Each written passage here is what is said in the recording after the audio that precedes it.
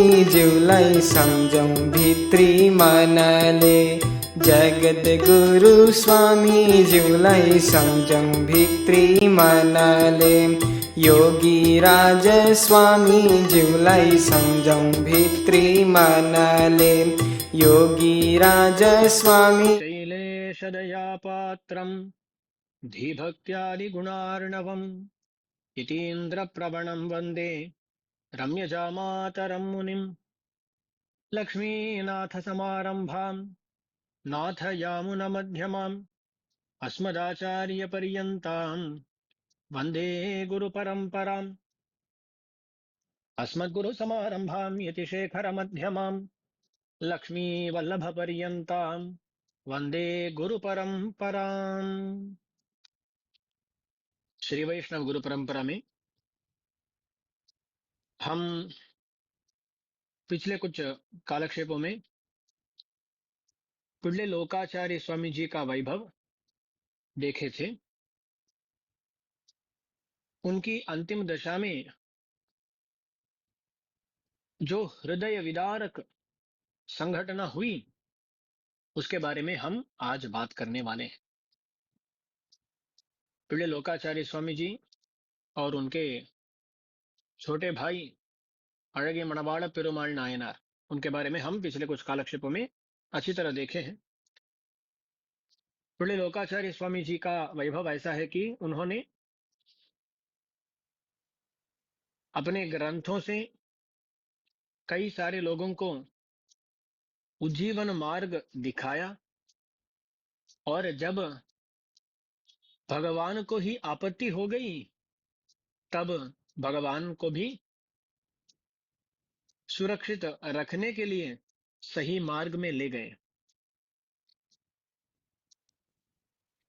तो एक तरफ हमारी तरह जो संसारी हैं उनका भी रक्षण करें पुण्य लोकाचार्य स्वामी जी, और सबकी रक्षा करने वाले भगवान जो है ना उनकी भी रक्षा करें हमारे पुण्य लोकाचार्य स्वामी जी। ऐसा वैभव किसी दूसरे आचार्य का नहीं है। बोल सकते हैं कि रामानुज स्वामी जी से भी अधिक वैभवशाली पुण्य लोकाचार्य स्वामी जी महाराज थे।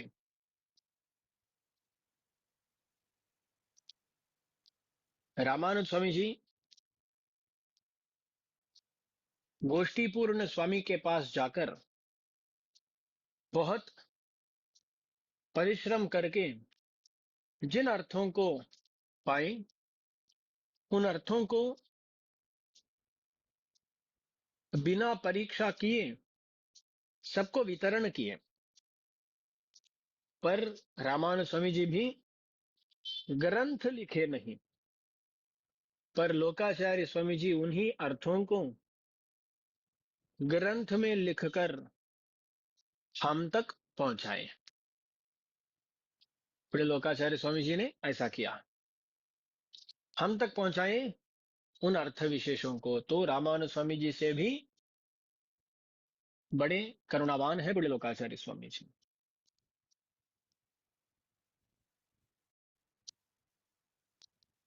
वैसे ही जब भगवान को बड़ी विपत्ति हो गई तब पुण्य लोकाचार्य स्वामी जी अपनी उम्र के बारे में न सोचते हुए सिर्फ भगवान का मंगलाशासन करने में तत्पर होते हुए भगवान के साथ चले और उसी प्रयाण के दौरान अपने प्राणों को भी त्याग कर दिए। इसके बारे में हम आज देखने वाले हैं। पुण्य लोकाचार्य स्वामी जी की अंतिम दशा है। लगभग उनकी उम्र 100 साल की उम्र है। इतने वार्धक्य में थे पुण्य लोकाचार्य स्वामी जी। तब यहां तुरस्कों का आक्रमण हुआ। ये दक्षिण भारत का एक सौभाग्य है और तमिलनाडु का विशेष रूप से सौभाग्य है कि यहाँ तुरस्कों का आक्रमण इतना ज्यादा नहीं हुआ। जितना उत्तर भारत में हुआ है उतना श्रीरंगम आ, या तमिलनाडु यहाँ नहीं हुआ। यहाँ तो बोला जाता है कि 2 बार तुर्कों के द्वारा आक्रमण किया गया। ये सब कब हुआ? पुण्य लोकाचार्य स्वामी जी के जीवित काल में। पहली बार मालिक कफूर बोलते हैं, वो श्रीरंगम तक आया था और श्रीरंगम की जो भी संपत्ति थी उस संपत्ति को चुरा कर ले गया मालिक कफूर। और उसके जाने के बाद लगभग 11-12 साल बाद उलुग खान बोलते हैं, वो आया था। और उस समय में ही बोला जाता है कि रंगनाथ भगवान को यहां से निकलना पड़ा। इन दोनों आक्रमणों में कब नंबेरुमाल को यहां से निकलना पड़ा, इस पर थोड़ा अभिप्राय भेद है, भिन्न भिन्न अभिप्राय है। पर कभी ना कभी इन दोनों के समय में नंबेरुमाल को निकलना पड़ा, ये तो सच है। ये जब मालिक कफूर आया था ना, तब ये 14 सेंचुरी है। बोला जाता है कि 1311 को मालिक कफूर उस साल में आया था और उलुग खान 1323 उस समय में आया था। तो बोला जाता है कि एक उत्सव प्रचलित था श्रीरंगम में। जब उत्सव हो रहा था तब कई सारे लोग श्रीरंगम में नंबेरुमाल का उस ब्रह्मोत्सव का दर्शन लेने के लिए आए थे, यहाँ जुड़े हुए थे।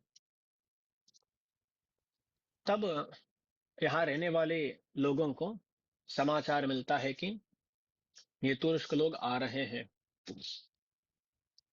ये कभी भी श्रीरंगम तक पहुंच सकते हैं, ऐसा इनको समाचार मिलता है।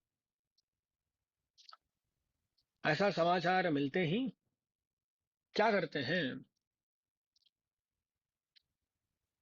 वहां के कुछ लोग, यहाँ बोला जाता है कि अब हमारे श्रीरंगम में उत्तर कावेरी है ना, उसको कोल्लिडम बोलते हैं। आप लोगों को पता होगा कि श्रीरंगम के दोनों तरफ कावेरी बह रही है। दक्षिण तरफ की कावेरी दक्षिण कावेरी, उत्तर की तरफ उत्तर दिशा में जो कावेरी उसको कोल्लिडम बोलते हैं, उत्तर कावेरी है। उस उत्तर कावेरी के पास में एक वराह भगवान की सन्निधि थी, उनका एक मंदिर था। उस मंदिर के आसपास बहुत सारे लोग रहते थे। आज तो श्रीरंगम जो रंगनाथ भगवान का मंदिर है उसके चारों ओर ऐसा ये शहर बना है, पर पहले यहाँ मंदिर में ज्यादा लोग रहते नहीं थे। वो सभी कावेरी के तीर में उस वराह भगवान के सन्निधि के पास में रहते थे, ऐसा कहा जाता है। इसलिए वहां के जो वीथियां थी ना, उनके नाम पर ही वड़क तिरुवीरी पुಳ್ಳई, नड़ुविल तिरुवीरी पुಳ್ಳई, वो मध्य वीथिका भट्टर स्वामी जी, ऐसे उनका नाम भी बने हैं। क्योंकि यहाँ तो श्रीरंगम के पास में ये वड़क तिरुवीर ऐसा कुछ नाम नहीं है, तो कहा जाता है कि ये वड़क तिरुवीरी ये सब वहां वराह भगवान के सन्निधि के पास में थे। नड़विल तिरुवीरी, वड़क तिरुवीरी, ये सब उन वीथियों से इनका नाम भी बना, नड़विल तिरुवीरी पुळे भट्टर, वड़क तिरुवीरी पुळे भट्टर, ऐसा कहा जाता है। इसका प्रमाण क्या है पता नहीं। तो वहां वराह भगवान का सनिधि है, वहां ज्यादातर लोग रहते थे और भगवान का उत्सव प्रचलित था। तो कई सारे वैष्णव, कई सारे लोग जगहों से श्रीरंगम पहुंचे थे। उसमें कहा जाता है कि आ, कुछ दिन पहले ऐसा समाचार मिल गया कि तुरस्क आ सकते हैं यहाँ। तब तक इनको पता है कि जब ये तुरुष्क आते हैं ये क्या करते हैं, मंदिरों का हालात को क्या करते हैं। तो इनके बीच में ऐसा डिस्कशन होता है कि क्या नंबेरुमाल को यहाँ से कहीं पर ले जाएं या यहीं पर रखें। तब क्या होता है ना, कुछ लोग क्या करते हैं, ऐसा भगवान के सामने जाकर कुछ चीटी ये सब डालकर भगवान का संकल्प क्या है उसको जानने की कोशिश करते हैं। आज तक ऐसा होता है, कुछ पेपर में कागज में कुछ लिखकर वो भगवान के सामने रखकर कुछ ऐसा किया जाता है ना, भगवान की इच्छा क्या है, भगवान का संकल्प क्या है, ये जानने के लिए। ऐसा कुछ ना कुछ उस समय में भी किए थे। तो पहले क्या आ गया, रंगनाथ भगवान को यहाँ से निकलने का मन नहीं कर रहा है, ऐसा उसमें आ गया। तो ब्रह्मोत्सव शुरू हो गया, ब्रह्मोत्सव चल रहा था। बीच में पता चला कि ये तुरस्क बहुत पास में आ गए, श्रीरंगम पहुंचने ही वाले हैं। तब अचानक से निर्णय लेना पड़ा।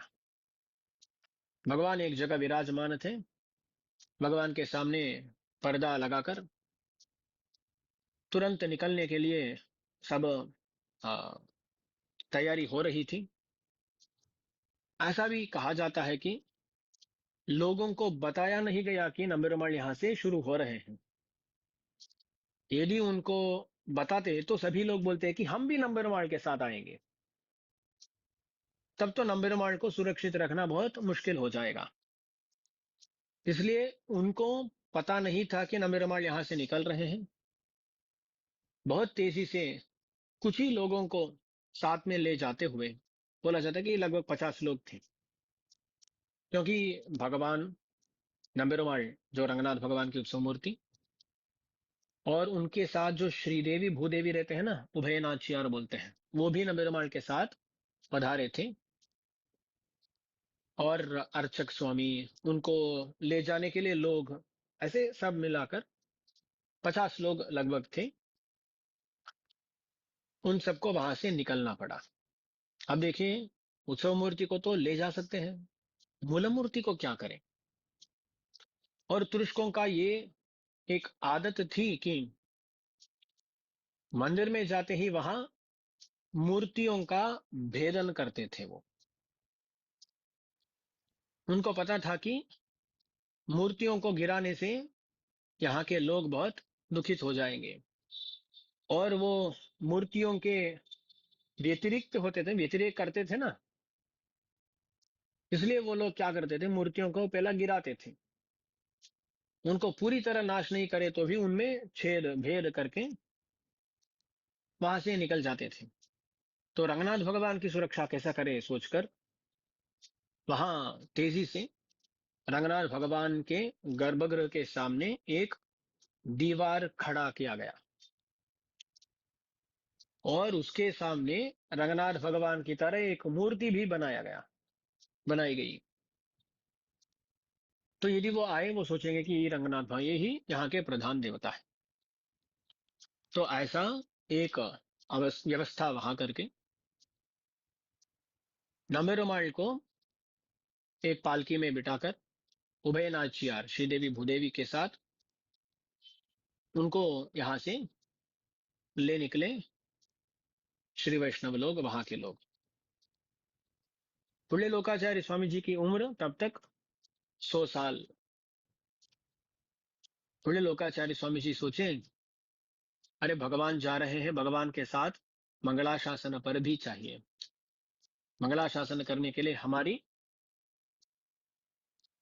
वहां हमारा रहना आवश्यक है। ऐसा सोचकर पुण्य लोकाचार्य स्वामी जी उनके साथ निकल पड़े। नंबेरुमाल कहाँ जाएंगे, कैसे जाएंगे, किस मार्ग में चलेंगे, कहाँ जाकर रुकेंगे, बीच में खाना मिलेगा क्या, पानी मिलेगा क्या, कुछ पता नहीं था। पर पुण्य लोकाचार्य स्वामी जी को सिर्फ ये पता था कि नंबेरुमाल जहां रहेंगे वहां उनको भी रहना है, उनका मंगलाशासन करना है। इसलिए अपने वार्धक्य को न देखते हुए वो उनके साथ चल पड़े। यही तो भक्तों का वैभव होता है कि वो अपने बारे में देखते ही नहीं है, सिर्फ भगवान को बचाने में ही वो लगे रहते हैं। वैसे ही पुण्य लोकाचार्य स्वामी जी भी भगवान के साथ निकल पड़े। तो इस तरफ ये निकले। इनके निकलने के बाद वो तुर्क लोग यहाँ आ पहुंचे। ऐसा कहा जाता है कि वो नंबेरुमाल को पाना चाहते थे, क्योंकि उनको सुनने को मिला कि नंबेरुमाल आश्चर्यमय लोहों से बने हैं, तो किसी ना किसी तरह उनको पाना ही है, ऐसा वो सोच रहे थे। यहाँ आते ही पता चला कि नंबरवाल यहाँ नहीं है, वो यहाँ से निकल गए। तो गुस्से में वहां जो भी श्री वैष्णव मौजूद थे, उन सभी को मारने की आज्ञा दी गई। एक ही दिन में 12,000 श्री वैष्णव, कितने लोग? 12,000 श्री वैष्णव लोग मार डाले गए। उनकी परमपद प्राप्ति हुई उन तुर्शकों के हाथों में। ये सब कहाँ हुआ?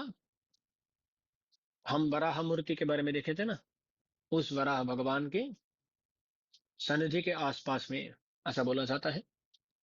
उस सनिधि को पन्नी आழ்वार सनिधि बोलते हैं। पन्नी आழ்वार माने वराह मूर्ति। पन्नी आழ்वान में कलगम बोला जाता है। इस घटना को ऐसा कहा जाता है तमिल में। इतने सारे श्री वैष्णव अपने जान दे दिए, और वहां जो वराह भगवान का मंदिर था वो भी पूरी तरह नष्ट किया गया। आज कोई वराह भगवान का मंदिर वहां मिलता ही नहीं है, उसका पूरी तरह नाश किया गया। और मंदिर के जो भी धन थे उन सभी को छीनकर वो लोग यहाँ कुछ समय तक रहकर बाद में ही निकले। कई सारे साल हो गए। तो ऐसा यहाँ हुआ। हम लोग आज बहुत सुकून के साथ श्रीरंगम आते हैं, भगवान का दर्शन लेते हैं, सेल्फी खींचते हैं। वर्ले गोपुरम जो सफेद गोपुर है उसके साथ सेल्फी खींचते हैं, ग्रुप फोटो लेते हैं, निकल जाते हैं। पर आज हम नंबेरुमाल का दर्शन ले पा रहे हैं, रंगनाथ भगवान का दर्शन ले पा रहे हैं, वहां सुकून के साथ रह पा रहे हैं, तो उनका प्राण त्याग है, वही कारण है। इतने लोग अपने जान गंवाकर इस भगवान को बचाए, उन्हीं का प्राण त्याग आज तक इस मंदिर को सुरक्षित रखा है। हमें उनके प्राण त्याग को कभी भी भूलना नहीं चाहिए। क्यों भूलना नहीं चाहिए? अरे आज हम जब किसी को बोलते हैं कि जाकर ऊर्ध्वपुंड धारण जाकर ऑफिस जाओ या स्कूल जाओ, वो बोलते हैं स्वामी हमें बहुत शर्म होती है, हम लज्जित हो जाते हैं, बोलते हैं। अरे अपने धर्म के लिए प्राण त्याग करने के लिए सिद्ध थे उस जमाने के लोग। आज हम तिलक लगाने में शर्म करते हैं। अरे कोई अपने जान देने को बोल नहीं रहा, तिलक लगाने को बोल रहा है। तो तिलक लगाने के लिए भी हम लोग तैयार नहीं है, तो सोचिए हम कैसी परिस्थिति में है। अरे उन्होंने अपने जान दिया, उन्होंने अपनी जान दी ताकि आज भी हम हमारा धर्म का पालन कर सकें। यदि वो सभी लोग धर्म परिवर्तन कर लेते तो शायद उनकी जान बच जाती। पर हम आज वैष्णव बनकर यहां वहां घूमते नहीं, तो इस धर्म को बचाने के लिए उन्होंने जान दी। पर हम तो कोई जान देने को पूछ नहीं रहा ना। तिलक लगाओ, कभी कभी भगवान के बारे में जानो, शरणागति तत्व को जानो, पूजा करो, मंदिर जाओ, इतना ही तो बोल रहे हैं। पर इतना करने के लिए भी हम तैयार नहीं है, तो सोचिए तिलक लगाने के लिए, तिलक लगाने में हमें शर्म नहीं, बल्कि तिलक ना लगाने में हमें शर्म करनी चाहिए। तो वो लोग इस भगवान को बचाने के लिए इतना किए हैं, इतना किए हैं।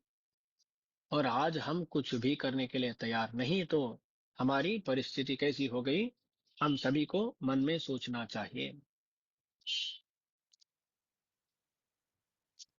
एक और चीज दास बताना चाहता हूं यहाँ। आप श्रीरंगम में जब भी प्रवेश करते हैं, आपको एक गोपुर दिखेगा जो सफेद वर्ण में रहता है। बाकी सारे गोपुर कई सारे रंग के साथ दर्शन देते हैं, पर सिर्फ एक गोपुर होता है जो सफेद रंग में दर्शन देता है आज तक। उसके पीछे भी एक कहानी है।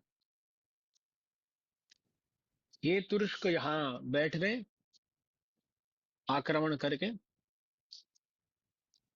तब जब यहाँ एक अधिकारी था, तुर्कों का अधिकारी, यहाँ के जो देवता इत्यादि है ना, उनकी वजह से उसकी तबीयत खराब हो रही थी। तो वो क्या करने लगा, यहाँ की मूर्तियों को वो नाश करने लगा। तब एक देवदासी थी जो एक प्लान की। उस देवदासी का नाम वेल्लाई ऐसा भी कहा जाता है, वेल्लई अम्माள் ऐसा भी कहा जाता है। वो जो क्या करती है, उस अधिकारी को वशीकृत करती है, अपने सौंदर्य, अपने गाने का सामर्थ्य, ये सब दिखाकर उसको अपने बस में ले आकर वो बोलती है, अरे यहाँ की जो प्रधान देवता है ना, मैं उनको दिखाऊंगी, तू मेरे साथ आओ। तो वो मान जाता है।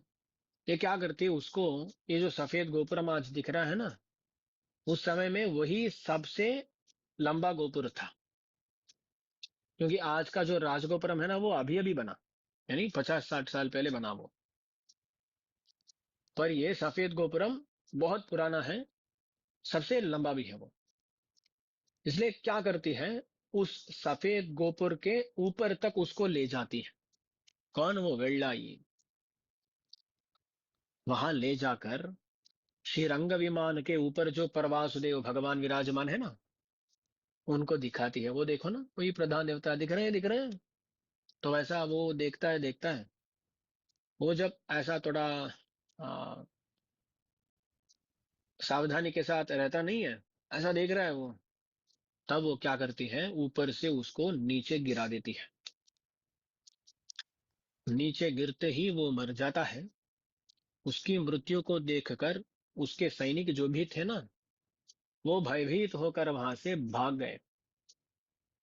और ये जो वेल्लाई है ना, वो भी क्या करती है, वहां से कूद लेती है, नीचे कूद जाती है। पर भगवान की कृपा ऐसी थी कि वो बंदा मर गया, पर वेल्लाई बच गई। अरे सफेद गोपुर कितना ऊंचा है, उससे नीचे गिरने के बाद भी वो बची, तो वो भगवान की कृपा मात्र है। वो भी अपना प्राण त्याग, अपने प्राणों को त्याग करने के लिए तैयार थी, भगवान बचा दिए। पर तब उसने प्रार्थना की कि हमारा जो समूह है, देवदासियों का समूह, उनमें यदि कोई मर जाती है, तब भगवान के जो रसोई घर होता है ना, मड़प्पल्ली बोलते हैं, वहां से उनके दहन संस्कार के लिए आग ले आनी चाहिए, ले आना चाहिए। तो जब तक यहाँ देवदासी सिस्टम था ना, तब तक उनमें से कोई यदि कोई उनमें से मर जाती, तो भगवान के रसोई घर से आग ले जाते थे उनके संस्कार के लिए। तो वो वेल्लाई जो है ना, वो अपने प्राण त्याग करने के लिए तैयार हो गई और वहां से खुदी। तो तब से उसका, उस गोपुरम का नाम हुआ वेल्लाई गोपुरम, वेल्लई गोपुरम, वेल्लाई गोपुरम। वो ऐसा कालक्रम से वेल्लई गोपुरम हो गया। तमिल में वेल्लई शब्द का अर्थ है सफेद। उसके नाम से पुकारा गया ये गोपुर, वेल्लई गोपुर पुकारा गया। तो वेल्लई माने सफेद है, तो उसको याद रखते हुए उस महिला का जो त्याग है उसको याद रखते हुए जब सभी गोपुरों का ऐसा कलरिंग ये हुआ था, तब सफेद गोपुर को सफेद ही छोड़ दिए ताकि हम वेल्लाई का स्मरण कर सकें, ताकि हम वेल्लाई का स्मरण कर सकें। तो ऐसे श्रीरंगम की तरह कई सारे देवालय हैं, मंदिर हैं, जो हमें हमारे पूर्वजों के प्राण त्यागों को, उनके कई सारे कष्टों को आज तक दिखाते हैं। उनसे हमें एक ही सीखना है, वो अपने धर्म पालन करने के लिए कुछ भी करने के लिए तैयार। तो हमारे धर्म के लिए हमें कुछ ना कुछ करने के लिए तैयार होना ही है। वो हम सीख सकते हैं। वो कुछ भी करने के लिए तैयार, पर हमें कुछ भी ना करना है, कुछ भी नहीं करना है, कुछ ना कुछ करना है। तो ऐसे आक्रांत हो गई श्रीरंग नगरी। अब यहां से वहां जाते हैं फिर से, कहा, बड़े लोकाचार्य स्वामी जी के साथ। भगवान श्री रंगनाथ भगवान अपने महिषियों के साथ वन प्रवेश किए। जैसे भगवान श्री राम वनवास के लिए पधारे। भगवान श्री राम का वनवास कितने साल तक रहा?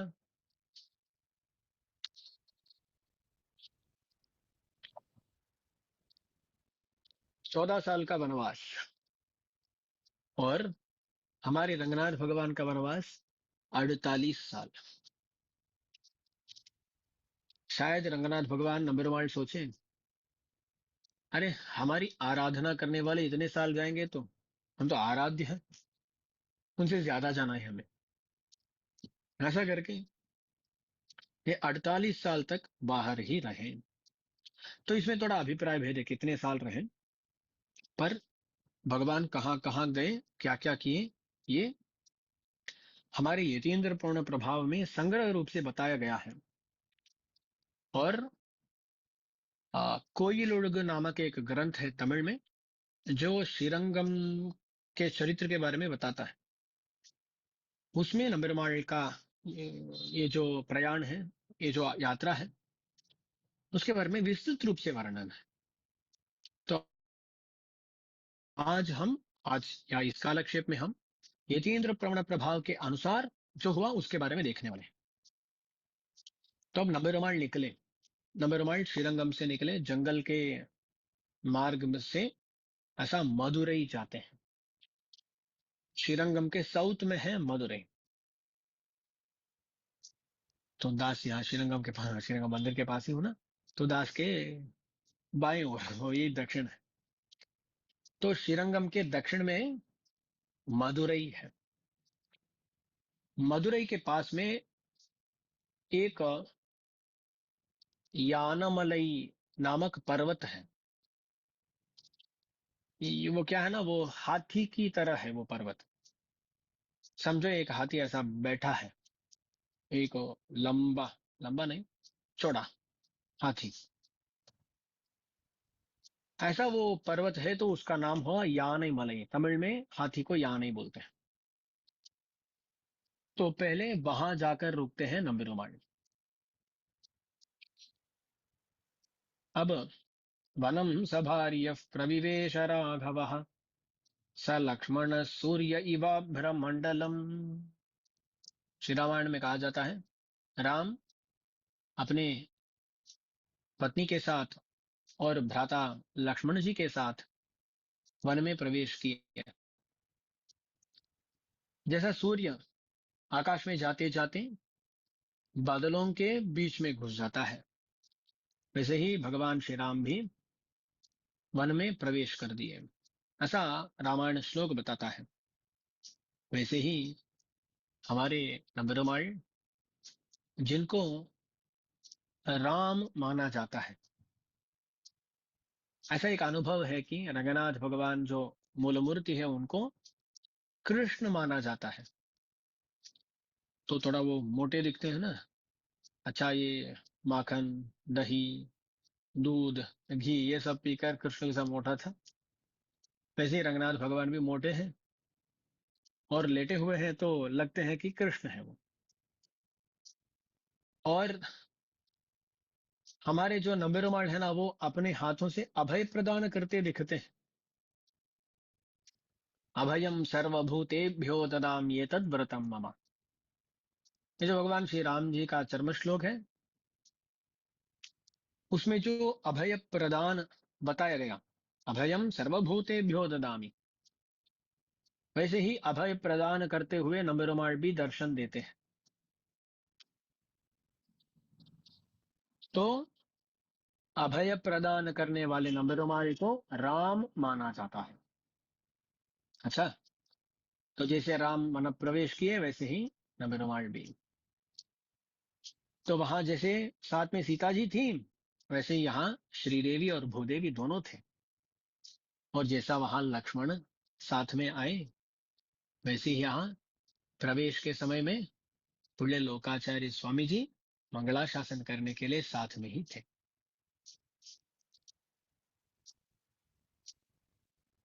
हमारे संप्रदाय में बड़े बड़े जो प्राकार है और भी जो रक्षा की व्यवस्थाएं हैं, उन सबसे ज्यादा मंगलाशासन को मुख्यत्व दिया जाता है। पराशर भट्टर स्वामी जी बोलते हैं, अरे जो बड़े बड़े प्राकार है, सच में ये भगवान के लिए रक्षक नहीं, बल्कि एक सच्चे भक्त का जो मंगलाशासन होता है ना, वही रक्षक है। तो ऐसे मंगलाशासन पर पुण्य लोकाचार्य स्वामी जी साथ में चलते हैं। ऐसा जंगल के मार्ग में से यानेमलई तक जाना था। मार्ग के बीच में वहां वहां कई सारे लुटेरे थे। लुटेरे बोलते हैं ना, जो आकर धन छीन लेते हैं। अब देखिए ना, पुण्य लोकाचार्य स्वामी जी पहले जा रहे थे मार्ग निर्देशन करते हुए, पीछे पीछे नंबरमाल आ रहे हैं। तो पुण्य लोकाचार्य स्वामी जी थोड़ा आगे चले जाते हैं। पीछे क्या हो जाता है, तब तक कुछ लुटेरे आकर भगवान के पास जो भी संपदा है ना, वो सब छीन कर चले जाते हैं। कुछ देर में पुण्य लोकाचार्य स्वामी जी को यह पता चलता है कि उन्होंने ऐसा किया। तो पुण्य लोकाचार्य स्वामी जी भी पीछे जाकर क्या करते हैं, अपना जो भी धन था, वो जो साथ में ले आए थे ना, वो पूरा उन लुटेरों को दे देते हैं। भगवान के पास धन ना नहीं है तो हमारे पास क्यों धन चाहिए। जब भगवान का धन लूटा जाएगा, तब हमें धन नहीं चाहिए। ऐसा करके लोकाचार्य स्वामी जी उनको दे देते हैं। तब ये सब देखकर उनमें ही कुछ लोग, उन लुटेरों लुटेरों में ही कुछ लोग, उनको मन में परिवर्तन होता है। तो अब वो आकर पुण्य लोकाचार्य स्वामी जी का जो धन है ना, वो लौटाते हैं। तब पुण्य लोकाचार्य स्वामी जी நலமிகுந்ததனமிதனை நம்பினோமேல் நம்பெருமாள் உம்பருடன் நயந்து வாழும் இலகுமிகு பெருஞ்செல்வமில்லையன் ஏறுமுடும்பை உலहारियनुन उरसैराने। जब वो धन देते हैं ना, तब पुण्य लोकाचार्य स्वामी जी बोलते हैं, हमें इस धन पर आशा नहीं है, इच्छा नहीं है। यदि हम इस धन पर इच्छा करते हुए इसको स्वीकार करेंगे, तो वो जो परम पद में ऐश्वर्य मिलने वाला है ना, जो परम पद में ऐश्वर्य मिलने वाला है, वो हमें मिलेगा नहीं। तो हमें ये धन नहीं चाहिए, वो धन चाहिए। वो जो महा ऐश्वर्य है, परम पद में कैंकर्य साम्राज्य है, वो हमें चाहिए। ऐसा बोलकर इनकार कर देते हैं पुण्य लोकाचार्य स्वामी जी। ऐसा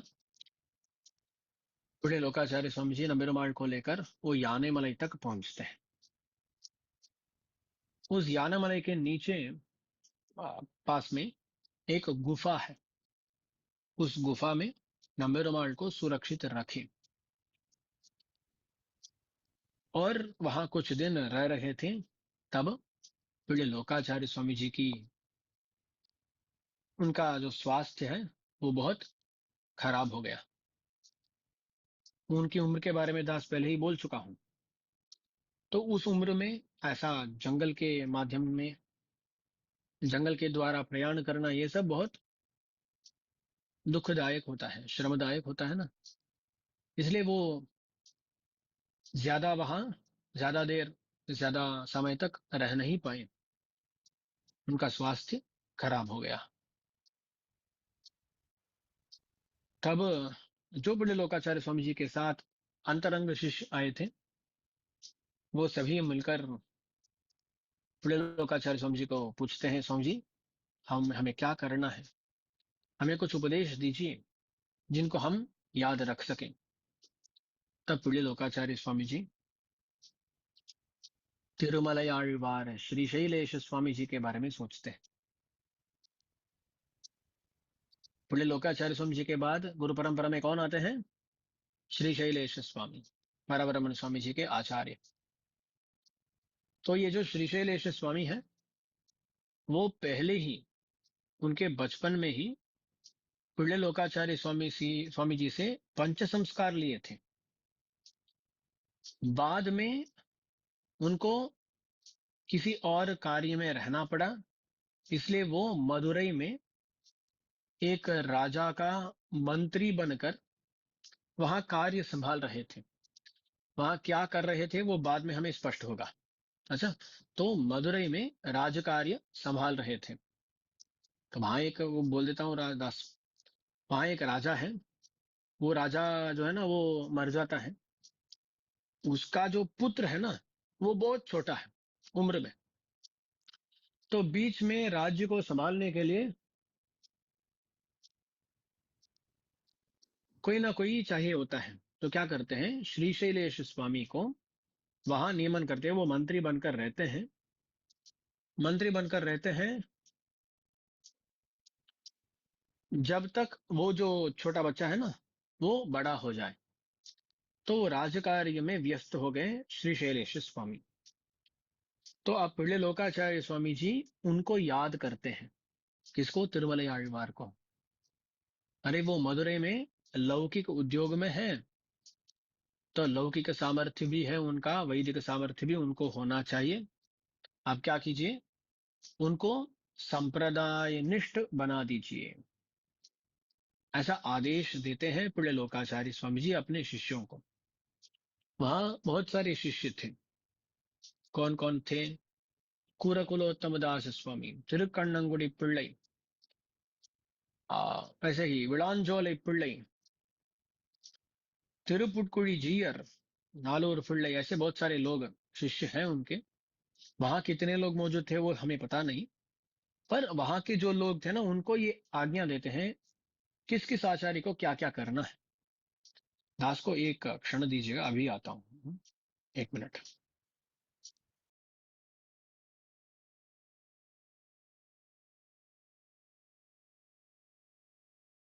ग्रहण किए वैसे ही करने के लिए पिಳ್ಳೆ लोकाचार्य स्वामी जी भी कई लोगों को कई सारे नियमन देते हैं।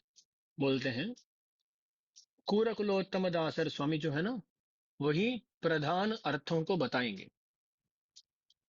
और तिरुकण्णंगुडी पिள்ளई, तिरुपुटकुड़ी जीयर, ऐसे दो लोग हैं, दो आचार्य हैं।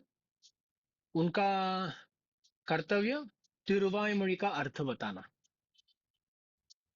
और चतुस्सहस्र गीति में यानी नालायर दिव्य प्रबंध में तिरुवायुमொழி के अलावा जो भी प्रबंध है ना उनका अर्थ बताना नालूर पिள்ளई स्वामी, इनके बारे में हम पहले देखे हैं।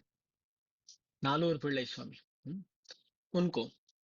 और सप्तगादई इत्यादि कुछ अर्थ विशेष हैं, उनको बताना था विलांजोलाई पिள்ளई स्वामी को।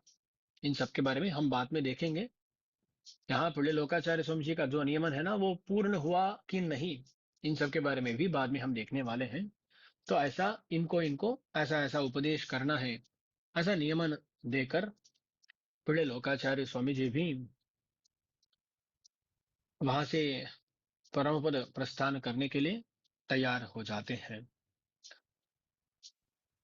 वहां विलांचोले पिल्लई जो स्वामी जी है ना, उनको तिरुवनंतपुरम में रहने के लिए आदेश देकर पुण्य लोकाचार्य स्वामी जी अपने आचार्य, अपने पितृचरण वड़क तिरुवीरी पुण्य स्वामी जी का स्मरण करते हुए ज्येष्ठ शुद्ध द्वादशी, ज्येष्ठ मास में शुक्ल पक्ष के द्वादशी में परम पद प्रस्थान किए। उस समय में वहां के जो भी शिष्य थे ना, वो बहुत शोकार्त हो गए और नंबेरोमाई से माला और कुछ प्रसाद सब ले आकर उनका जो संस्कार करना था वो सब करके वहां जो भी कैंकर्य कर्तव्य था वो सब किए थे। ऐसा पुणे लोकाचार्य स्वामी जी नंबेरोमाल को रक्षा करते हुए परम पद प्राप्त किए। तो अंत तक नंबेरोमाल के कैंकर्य में ही निमग्न थे पुणे लोकाचार्य स्वामी जी। ये उनकी महिमा है, कभी भी नंबेरोमाल को छोड़े नहीं, उस नंबेरोमाल की रक्षा में ही परम पद प्राप्त किए। ये उनकी महिमा है। तो एक तरफ भगवान को रक्षा करने वाले, एक तरफ अपने ग्रंथों के द्वारा हमें सुरक्षित रखने वाले पुण्य लोकाचार्य स्वामी जी हमारे लिए सदा स्मर्तव्य है। रोज उनका अनुसंधान आवश्यक है। उनके स्मरण के साथ ही उनके द्वारा बताए गए अर्थों का स्मरण भी हमारे लिए अत्यावश्यक होगा, क्योंकि वो सब इतना कष्ट उठाए ताकि हम सभी उन अर्थों को जान पाए। दास अक्सर बोलता हूं, हम चिल्ला चिल्ला कर पुण्य लोकाचार्य स्वामी जी का तनियन का अनुसंधान रोज कर सकते हैं, वो तो कोई भी कर लेगा, वो आसान बात है। पर सच में उनको आनंद देना है तो उनके तनियन को जोर जोर से चिल्लाते हुए उसको छोड़ने को दास नहीं बोल रहा, उसके साथ में हमें उनके द्वारा जो अर्थ बताए गए उनको जानना, उनका अनुष्ठान करना, ये भी करना चाहिए। वही सबसे मुख्य होगा। तो ऐसा इस अवसर में हम पुण्य लोकाचार्य स्वामी जी का तनियन का अनुसंधान कर लेंगे।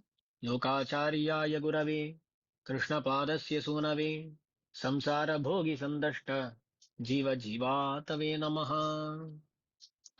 लोकाचार्य स्वामी जी वो हमारे गुरु हैं। लोकाचार्याय गुरवे कृष्णपादस्य सूनवे, कृष्णपाद वड़क त्रिवीरी पुण्य स्वामी जी उनके सोनू यानी पुत्र रत्न थे।